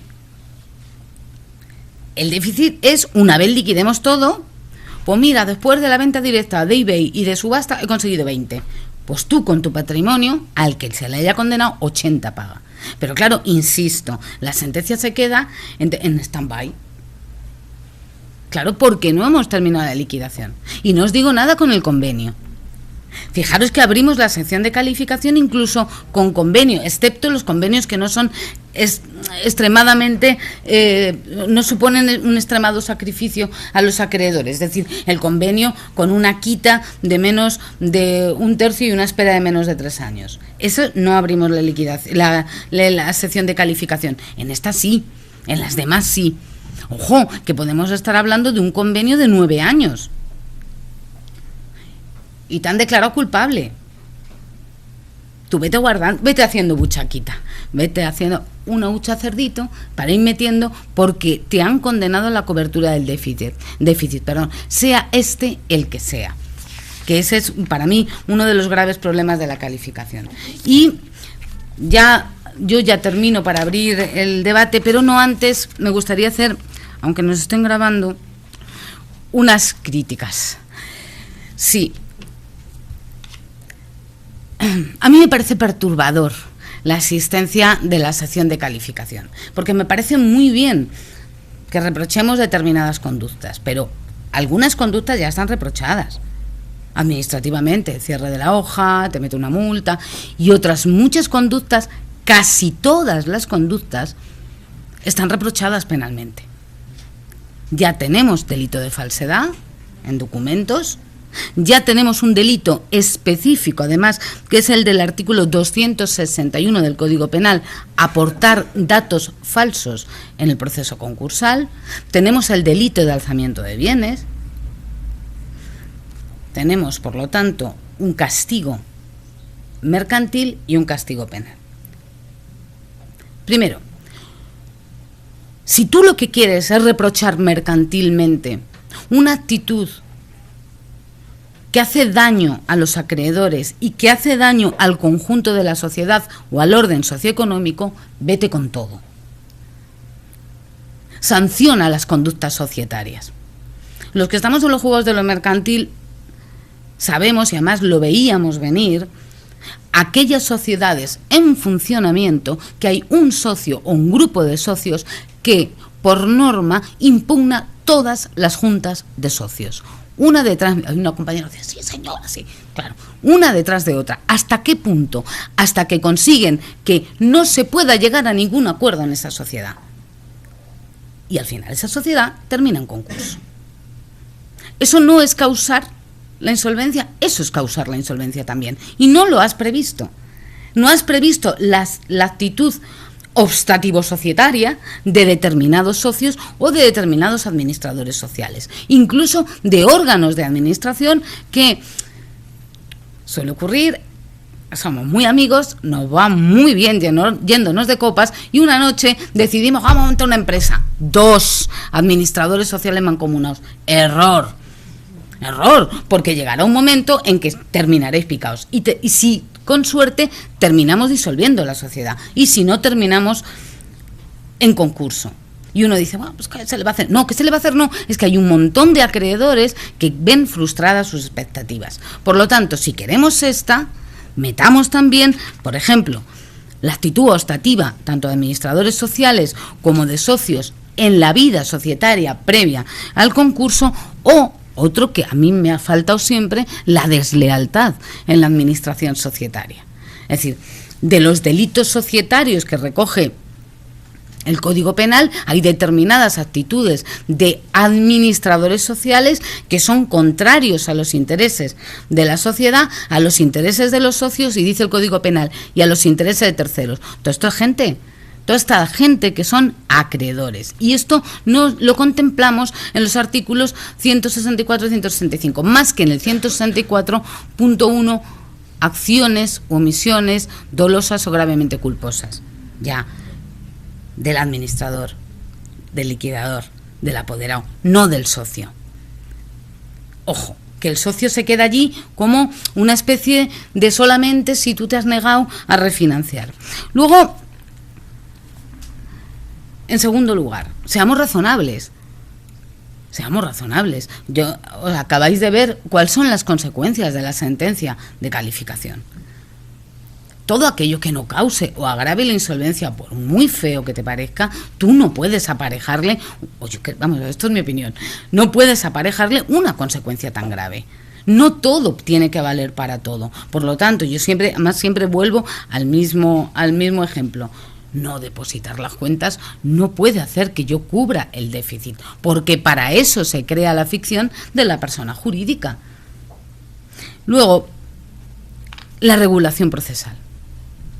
Que os voy a decir que no sepáis de la ley concursal. Procesalmente tiene muchos déficits, pero la regulación procesal de la sección de calificación, desde mi muy modesto punto de vista, es incomprensible. Es decir, quienes son parte, que han sido parte desde el momento cero, bueno, desde el cero, desde la publicación en el Boletín Oficial del Estado, incluso antes, porque se nos han personado acreedores antes de la publicación en el Boletín Oficial del Estado, que es su patrimonio el que está en juego, es que es también su empresa la que, si no consigo que me abonen lo que me deben, mi empresa también o mi patrimonio está en riesgo, a estos los dejas participar en la sexta por un poquito. Tú te asomas. Es decir, no puedo más que decir que la causa de culpabilidad, no puedo decir nada más, y es más, no puedo sostener yo por mí mismo la causa de culpabilidad. No sé si me estoy explicando con claridad. Tengo que contar con la administración concursal, que yo, y además en los 9 años que llevo en los mercantiles, pongo la mano en el fuego por la práctica totalidad de los administradores concursales y por su honestidad, pero también es verdad que no es su patrimonio. Que no están tan interesados. Entendedme, ¿no? Con esto, por Dios, no quiero decir que no hagan su trabajo bien, ni mucho menos. Igual el Ministerio Público. Aquí al que verdaderamente le está doliendo y al que verdaderamente le interesa, y ojo, el que muchas veces sabe perfectamente qué es lo que ha pasado y qué comportamientos ha habido, son los acreedores. Y luego, y ya con esto sí que termino, o A o B. Mira, o tenemos una sección de calificación y quitamos determinados ilícitos del Código Penal, o los mantenemos en el Código Penal y los quitamos de la ley concursal, por una razón terrible y aterradora. Nosotros estamos tardando mucho. Los juzgados de lo mercantil aquí presentes podemos empezar a sacar clines. Los 10, 13 compañeros que estamos en mercantiles estamos colapsados. Y se produce un efecto sorprendentemente curioso. Y es, yo acreedor, empiezo esa gincana, a sabiendas, porque me lo ha dicho mi letrado, que en la sexta, tranqui tronco, que como no nos pida la culpabilidad la administración concursal o el Ministerio Público, esa cobertura del déficit, que yo sé que el administrador de Encofrados La Flor sí tiene patrimonio, pero Encofrados La Flor no tiene de nada. El convenio, una risa. Esto no lo va a cumplir. La liquidación que va a liquidar. Yo, acreedor, me voy a juzgado de lo penal y pongo una querella. Y pongo una querella por falsedad. O pongo una querella por alzamiento de bienes. Y como responsabilidad civil dimanante del delito, abro el patrimonio del administrador social. Me decía un compañero, no puede, porque no puede tocar el patrimonio de la concursada. Digo, no, si la concursada le da igual, si él no va por Encofrados La Flor, él va por el administrador social de Encofrados La Flor. Antes de la reforma del año 11, y no quiero equivocarme, creo que es no la del 9, la del 11, había otro subterfugio para el acreedor avispado, que era, claro, yo soy acreedor de Encofrados La Flor, y la cosa la lleva mal, no. Lo siguiente, esto no voy a cobrar yo nunca. Entonces, me voy al otro juzgado de lo mercantil, o al mismo juzgado de lo mercantil, si me da igual, y reclamo. No puedo reclamarle a Encofrados La Flor la cantidad porque ya está en concurso. Esto ya lo sé. Pero sí la responsabilidad social, la responsabilidad de la ley de sociedades de capital al administrador social. Responsabilidad por daños o responsabilidad por deudas. Consigo una sentencia, no contra Encofrados La Flor, angelitos, está en concurso, contra su administrador. ¿Qué ocurre? Que me hago pago de mi crédito a costa, entendedme, a costa, probando que efectivamente, que no es tan difícil, ya estaba en una situación de insolvencia cuando contrató conmigo, que es lo más normal. No debería debía haber pedido la disolución de la sociedad, debía haber pedido ya el concurso. Esto lo gano y me abono. ¿Qué pasaba entonces con la sexta? Que cuando se dictaba la sentencia de calificación, se le condenaba la cobertura del déficit y decía, no, si este se lo ha llevado, a través de un procedimiento societario. Me parece que es la reforma del 11, no quiero engañar, la del 11, ¿verdad? 38/11, dice, no se puede ir contra la administración social. Claro, vamos a dejar el patrimonio al lado, ¿vale? por aquí no voy a cobrar, no me puedo ir contra el administrador social por la vía mercantil, le meto una querella. Entendedme, en la hipótesis de que exista un hecho, pero si estamos hablando de que el alzamiento de bienes, por ejemplo, que no es tan raro, y no penséis en el alzamiento de bienes como llevaros las cuentas a Cancún, que es lo que vosotros hacéis habitualmente, no, sino el intentar salvar un poco los muebles. Esto, si yo consigo probarlo en vía penal, a mí me da igual que le condenen a lo que le condenen. Lo que quiero es, por la vía de la indemnización de la responsabilidad civil dimanante del delito, el daño que a mí me ha causado es mi crédito. Y lo cobro. Con lo cual, estoy conculcando el principio de comunidad de pérdidas o el principio de la par conditio creditorum, porque me he ido por la vía penal y he conseguido lo que, angelitos, los demás no van a poder conseguir. Pero claro, el problema tampoco acaba aquí, porque nos queda claro y meridiano, porque lo dice la ley concursal y lo dice el Código Penal, el juez de lo penal no está vinculado por lo que diga el juez de lo mercantil. Y yo me pregunto, ¿y a la inversa? Porque si nosotros estamos en una sección de calificación y de repente en su momento, uno de los acreedores nos trae una sentencia condenatoria por alzamiento de bienes contra el administrador social, mi magistrado de lo mercantil, ¿está vinculado o no está vinculado? Entonces, uno va y dice, vamos a ver, como dice el Supremo, una cosa no puede ser y no ser a la vez. O ha habido un alzamiento o no ha habido un alzamiento. Está vinculado en principio por los hechos.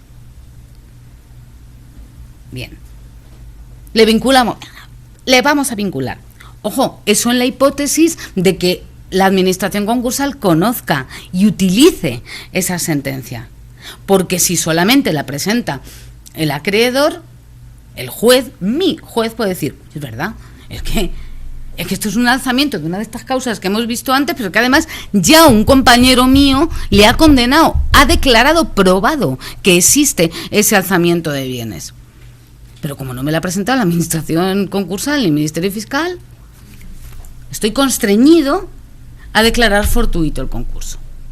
Pero en la hipótesis de que alguien, administración concursal o Ministerio Fiscal, presente esta sentencia, este ejemplo que os pongo, de alzamiento de bienes, yo soy el administrador social, digo, sí, hombre, ¿cuántas veces? ¿Por qué? Porque yo ya he tenido una condena penal. Es muy probable que en esa condena penal, como pena accesoria, me hayan condenado a la inhabilitación. ¿Me va a condenar usted también? Esto a mí, porque yo lo estudiaba como non bis in idem. Es que ya me han juzgado por un alzamiento de bienes. Pero a más. La cobertura del déficit, bueno, toda no, porque a este ya le he pagado. Es decir, yo vuelvo otra vez a lo mismo.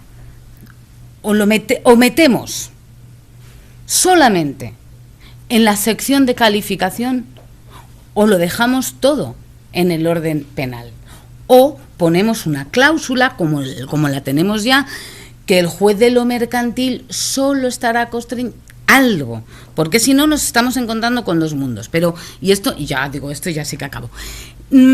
Hay otro problema, y estamos hablando solo de la persona física, aun cuando sea el administrador social, el apoderado, lo que sea, que ha sido condenado en penal. Y la persona jurídica, porque el 259, Código Penal, 259, la insolvencia punible la puede cometer la persona jurídica. El 290, la falsedad en las cuentas, también la puede cometer la persona jurídica. El 261, aportar en el proceso concursal datos falsos, también. Y el 257, Código Penal, todo, el alzamiento de bienes, también. Nosotros, en la sección de calificación, no vamos a castigar, no vamos a declarar afecta a Encofrados La Flor, no. Sus administradores, sus liquidadores, esto sí, Encofrados La Flor no, pero penal sí. Y si el órgano de lo penal, el juzgado de lo penal, condena a Encofrados La Flor a la disolución, que es una de las penas, a la clausura de los establecimientos, que es otra de las penas, o a la suspensión de actividades. Yo me quito la toga y me voy para casa. O sea, eso es lo que yo haría. Es decir, ¿cómo conjugamos una condena penal con la situación concursal? Entonces, lege ferenda. Miro para allá a los legisladores. Lege ferenda. O bien, depuramos las causas de culpabilidad del concurso, de modo y manera de dejarlas exclusivamente para la causación y la agravación de la insolvencia, dando prioridad al orden penal, que siempre será vinculante. Esa es una opción. Segunda opción, depuramos, y esto siempre, no todo comportamiento reprochable debe ser objeto de la calificación, sino determinados comportamientos que causan o agravan la insolvencia, y podemos decir, como antes, como requisito de procedibilidad, la declaración de culpabilidad, que no se pueda utilizar la vía penal en tanto se está sustanciando un procedimiento, una sección de calificación, y solo cuando termine la sección de calificación, entonces poder acudir a la vía penal, por ejemplo. Y ya está. ¿Alguna duda? Es que he dejado espantados. Están todos repasando a ver si han hecho un lanzamiento, a ver qué.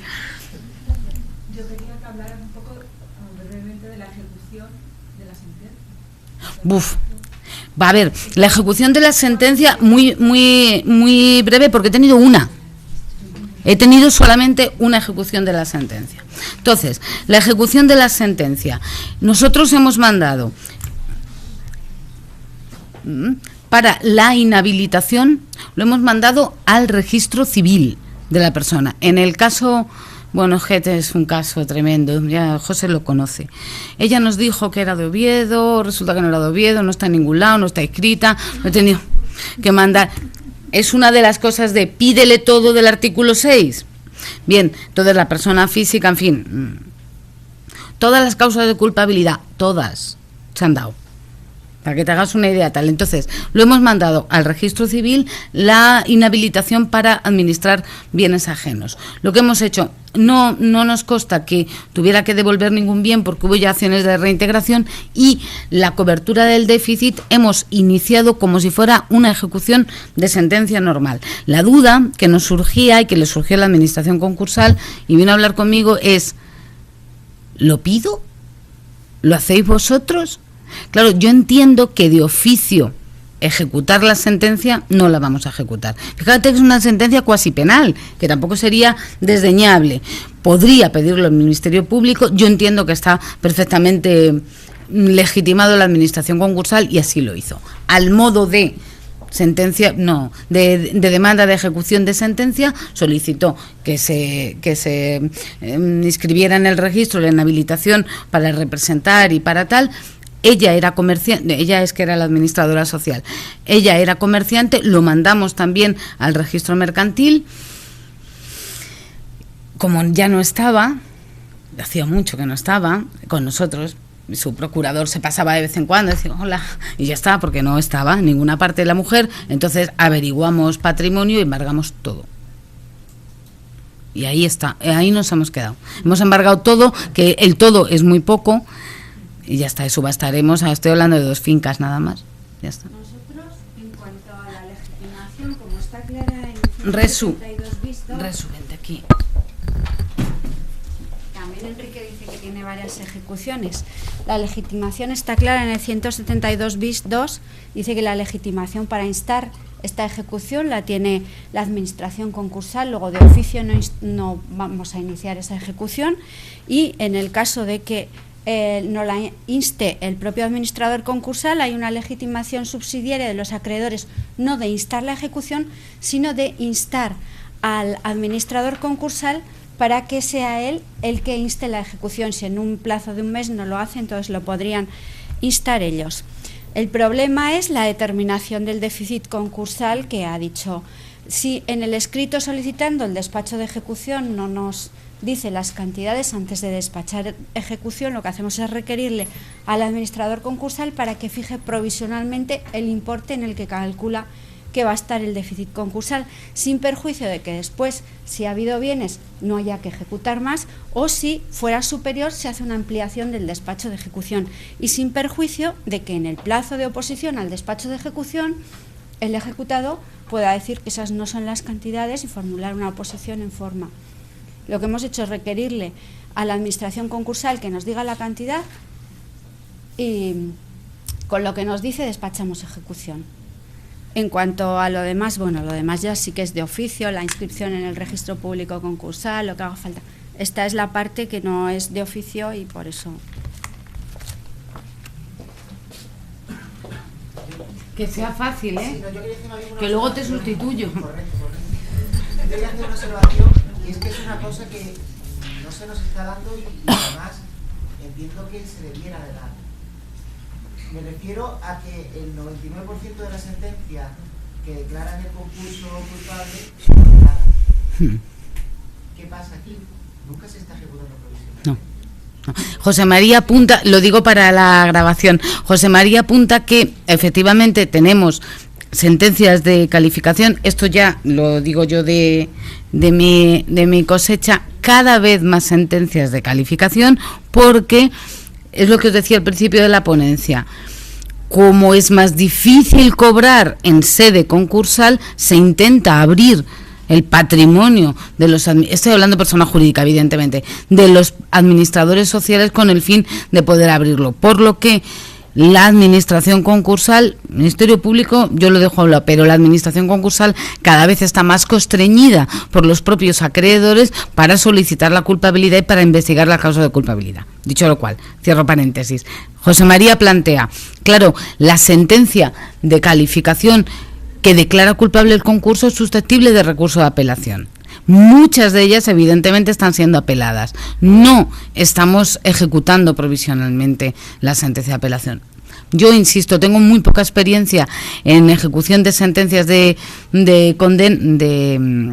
sentencias de calificación que hayan declarado la culpabilidad, solamente una, y desde luego era definitiva. ¿Se puede ejecutar provisionalmente? Yo creo que la cobertura del déficit sí. Lo que yo ya tengo un poco más de duda es la inhabilitación.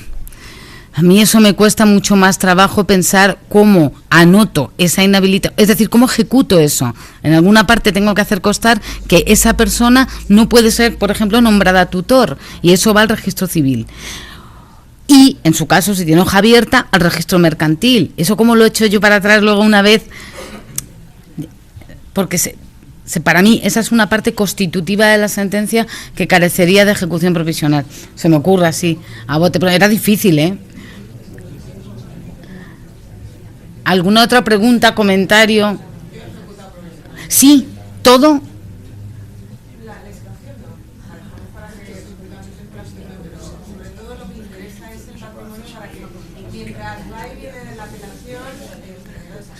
Esa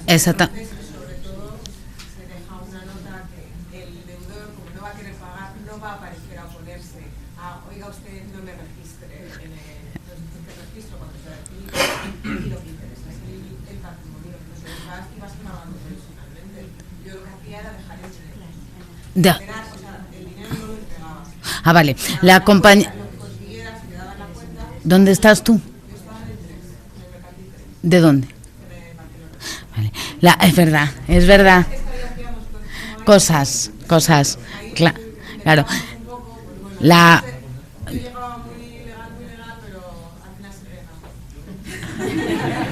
La compañera de Barcelona, ese último comentario no lo voy a decir, la compañera de Barcelona apunta que ella sí ha ejecutado provisionalmente, y lo que sí hacía era, te he entendido, embargar todo el patrimonio o toda la parte que de la cuantía del déficit, teóricamente, como bien decía Resu, lo que la administración concursal crea que tenemos que va a ser el déficit no abonado, y la compañera lo embargaba y lo dejaba en cuenta y no lo entregaba, pero no así las anotaciones que se dejaban en correcto.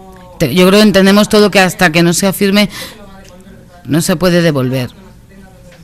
Luego hay una cosa que se me ocurre al hilo de esto, y es que no se me ha dado, no sé si alguno de vosotros, cabría que una vez abierta la sección de calificación se solicite como medida cautelar el embargo preventivo de todo. Y la anotación preventiva también, dice Enrique, que anotación preventiva de la demanda. ¿Qué demanda? Del acreedor. Pero pedido por el acreedor. Por el administrador, es lo que te iba a preguntar. Entonces, Enrique dice que sí se le ha dado en la demanda, en el informe, supongo, de la administración concursal, solicitando la calificación como culpable, que se embarguen preventivamente los bienes y que se anote en el registro de la propiedad que se ha iniciado una sección de calificación.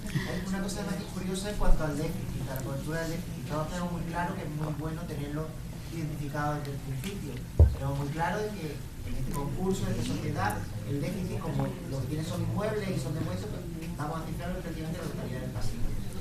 Y ahora embargamos el piso que tiene el administrador societario para responder de 100 millones de euros. La broma sale por 100.000 euros la anotación preventiva de ese embargo, por el acto jurídico documental. Entonces, muchas veces, lo cual bloquea, evidentemente, el anotar ese embargo, porque es un pago que se tiene que hacer contra la masa, aunque claro, etcétera, etcétera, se tiene que hacer contra la masa porque si no, no se anota. Que no se anota quiere decir que no se va a subastar. Bueno, José María apunta, y además, y es verdad, es un tema muy importante, y es esa solicitud de embargo, esa anotación preventiva de embargo, incluso ese embargo en sí, en todo lo que, ya no el preventivo, sino el de la ejecución de la sentencia, tiene que anotarse en los registros, que no son ONGs. Por lo tanto, esto alguien tendrá que abonarlo, y como dice José María, esto será con cargo a la masa, lo cual nos genera un problema mayor. Exactamente, que es un acto con cuantía porque es un bien concreto, con un valor concreto que estamos embargando. Exactamente. La base que toma el registro de la propiedad, con lo cual hace inviable anotar los embargos. Pues eso, a veces a mí no se me había dado todavía. El otro dominio. Claro, si la base para abonar al registro de la propiedad no es el bien, sino es la cantidad por la que despachamos ejecución, que es la cobertura del déficit, y habitualmente estamos hablando de millones de euros en general, pues evidentemente ¿quién abona eso al registro de la propiedad cuando la masa está como está? Y que no son 300 euros. Exacto. Aparte que nos has dejado a todos tristes, no, muy tristes.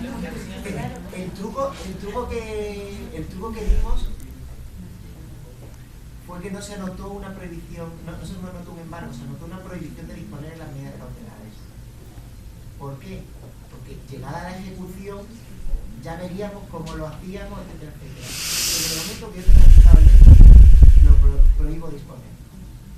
Y coloco. Claro.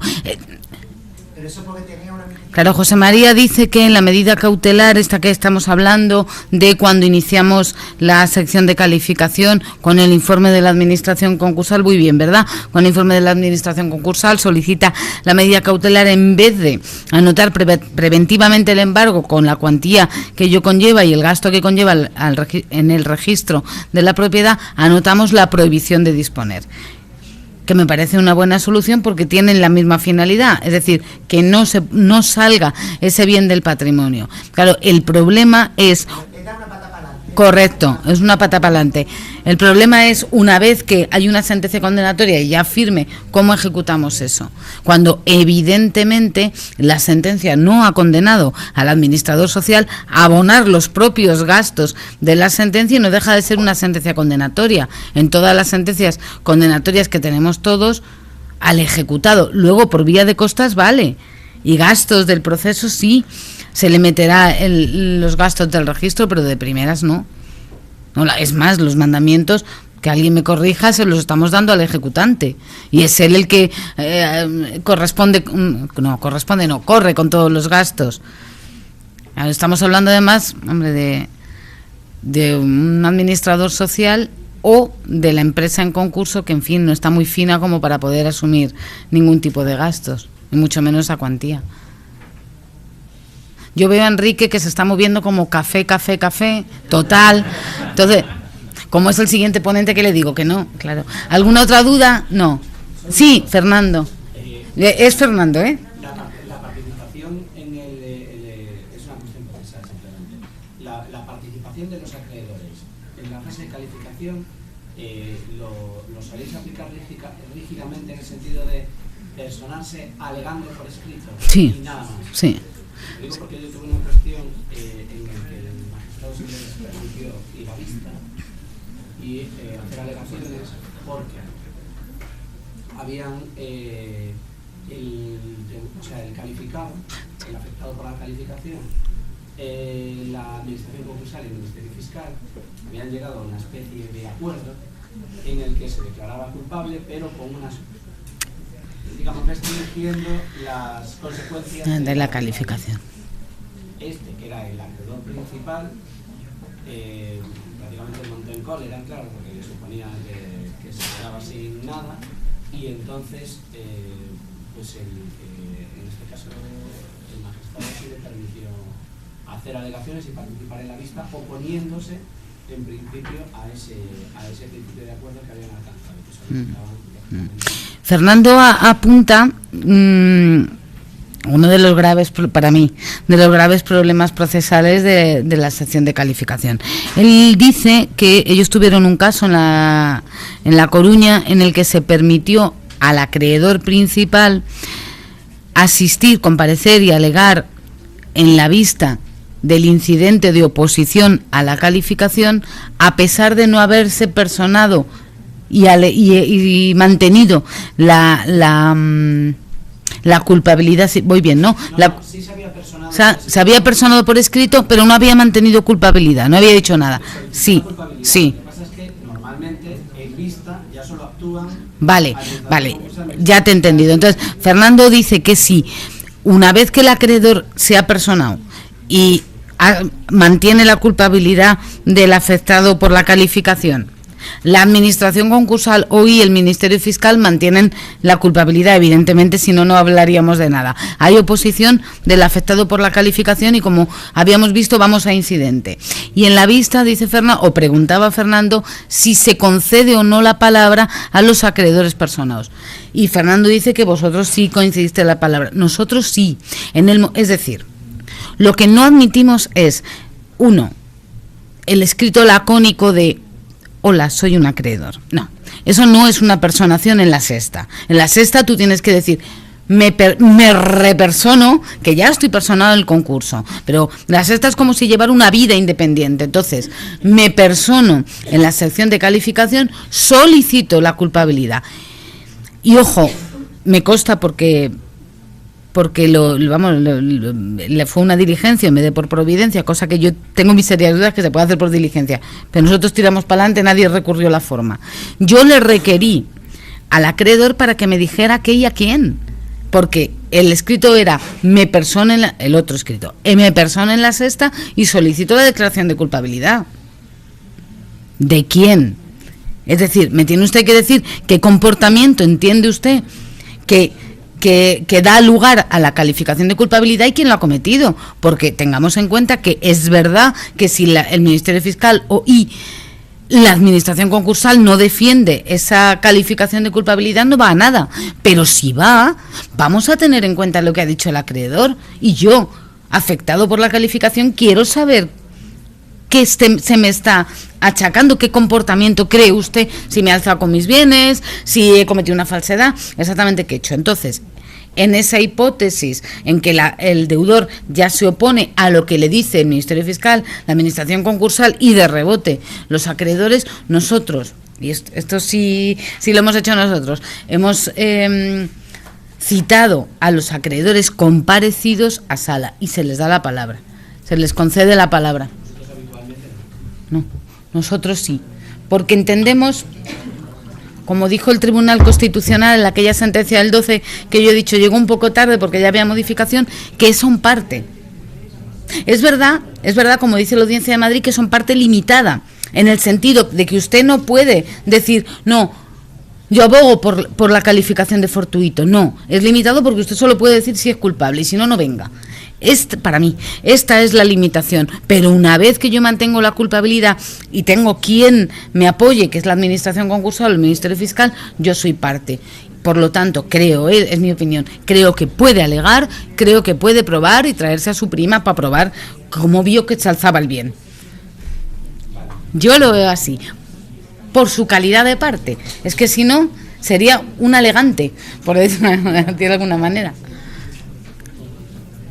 Ya sí, Enrique, vamos a tomar café.